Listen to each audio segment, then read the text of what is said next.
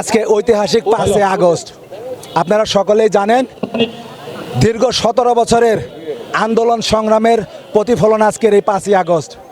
এই 5 আগস্টকে কেন্দ্র করে আমরা যারা নির্যাতিত নেতৃবৃন্দ আছি, আমাদের সকলের আকাঙ্ক্ষা আছে, স্বপ্ন আছে।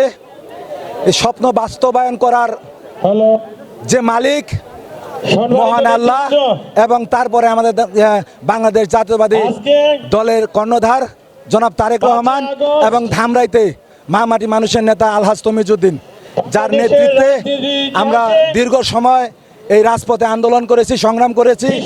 আমরা বিশ্বাস করতে চাই দীর্ঘ সময় এই আন্দোলন সংগ্রামে যারা নেতৃত্ব দিয়েছেন, যারা নির্যাতিত হয়েছেন, তাদের দিকে তিনি তাকাবেন। আমি বিশ্বাস করি যারা স্বৈরাচার হাসিনার 41 বছর 41 সাল পর্যন্ত ক্ষমতায় থাকার যে নির্দেশ তিনি দিয়েছিলেন, আগাম নির্দেশ দিয়েছিলেন, ওই সময়ে যারা এই দলকে বিতাড়িত করে, যারা এই দলকে ভুলে গিয়ে তারা আত্মগোপনে চলে গিয়েছিল, তারা যেন আজকে আবার নেতৃত্বে না আসতে পারে।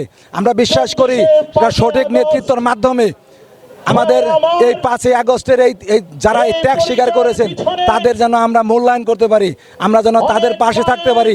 আমরা যদি তাদের পাশে না থাকতে পারি, অদূর ভবিষ্যতে এই দল আবার বিপদে পড়বে, কিন্তু সেদিন এই 17 বছর খাটার মতো নেতৃবৃন্দ থাকবে না।